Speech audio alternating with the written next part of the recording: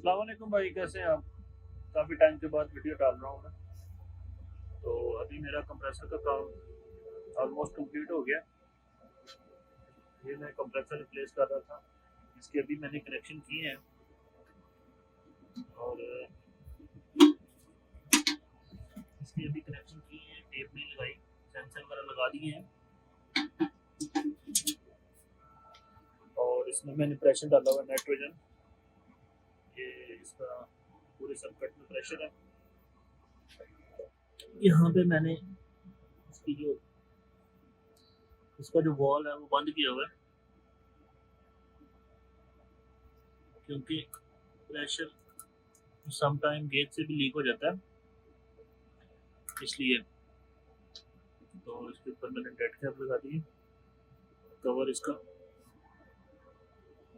और इस साइड पे ये मैंने चेंज कर दिया, ये पड़ा हुआ है पुराना वाला।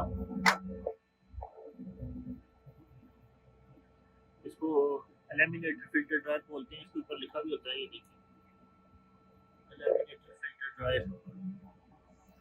ये मैंने चेंज कर दिया। और एक आदमी ने कमेंट्स किया था कि हमने पूरी वीडियोस देखी हैं और ऑयल नहीं निकला किसी साइड से, क्योंकि हम ट्राई कर रहे थे यहाँ से ऑयल निकालने की और यहाँ से, लेकिन ऑयल नहीं निकला। ऑयल सारा एवापोरेटर में था और हमने प्रेशर दिया नाइट्रोजन का और इधर से भी ट्राई किया निकालने का, इसको खोल के यहाँ से ट्राई किया, लेकिन इधर से भी ऑयल नहीं निकला। अभी हम सिस्टम को चलाएंगे तो देखेंगे ऑयल की क्या कंडीशन है। ये मेरे पास टूल सारे भी बिखरे पड़े हैं, यहाँ पे नाइट्रोजन के सिलेंडर पड़े हुए हैं, ये मेरी टूल किट है। ये जो है रिकवरी सिलेंडर रखे हुए हैं, ये ब्रेजिंग सेट है, छोटा है। मैंने ब्रेजिंग किया तो काफ़ी मुश्किल हुई थी ब्रेजिंग करने के लिए। ये नाइट्रोजन रेगुलेटर है। तो अभी इसकी जो है मेंटेनेंस चल रही है। अभी तो मैंने इसको प्रेशर में प्रेशर होल्ड रखा हुआ है। जब इसका प्रेशर 2 दिन देखूंगा, 2 दिन के बाद इंशाल्लाह प्रेशर निकाल के इसको वैक्यूम में डालना है। और जब वैक्यूम आ जाएगा तकरीबन 1500 इतना तक आ जाएगा, 2 दिन 1 दिन वैक्यूम चलेगा, तो उसके बाद फिर हमने इसमें ऑयल चार्ज करना है। और ये नया ऑयल जो है ये पास पड़ा हुआ है, इसमें जो है वो एल ऑयल जो है वो चार्ज होता है। हम ऑयल वैक्यूम में चार्ज करेंगे, 2 जगह से ऑयल चार्ज कर सकते हैं, यहाँ से वो पिन वाल से और यहाँ से भी। तो किसी साइड से भी हम चार्ज कर सकते हैं ऑयल। और इसका जो साइड ग्लास है ये हम देखते हैं कि इसका कितना लेवल है, उस लेवल के हिसाब से वो जो साइड ग्लास है ऊपर वाला उसका हाफ होता है या हाफ से थोड़ा सा कम। फिर हम यूनिट को ऑन करते हैं, यूनिट ऑन करके चेक करते हैं कि अभी उसकी क्या कंडीशन है, ऑयल जो आ रहा है वापस आ रहा है या उसका क्या स्टेटस है।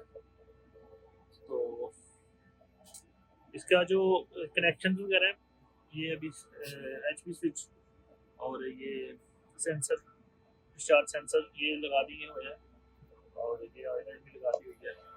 ये इसका ऑयल का ट्रांजिस्टर निकालना था वो भी लगा दिया। वीडियो बनाने के लिए टाइम नहीं था और कुछ सही प्लेटफॉर्म भी नहीं था वीडियो बनाने के लिए, लगाते हुए मैं नहीं दिखा सका। तो मैंने सोचा कि बाद में वीडियो बना के बाद में बनाता हूँ, वीडियो दिखाता हूँ। तो ये जो है ये हीटर है, नया हीटर आया था इसके साथ, हमने ये नया हीटर लगा दिया।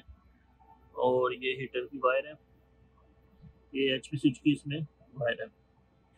तो यहाँ भी ये हमें मिल जाता है, ये सेंसर है। अभी इसके ऊपर टेप लगानी है, ये इसका जो अर्थिंग वायर है वो वाली है। अभी इसका से बंद किया हुआ है। अब हम इसकी पावर भी ऑन कर सकते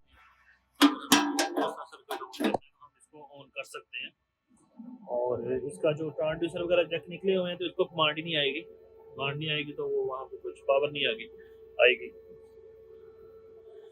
तो अभी यहाँ तक ये पहुँचे, तो नेक्स्ट देखते हैं, फिर इसको वैक्यूम करते हैं, वैक्यूम करके गैस चार्ज करके इसके पैरामीटर्स वगैरह देखते हैं चला के।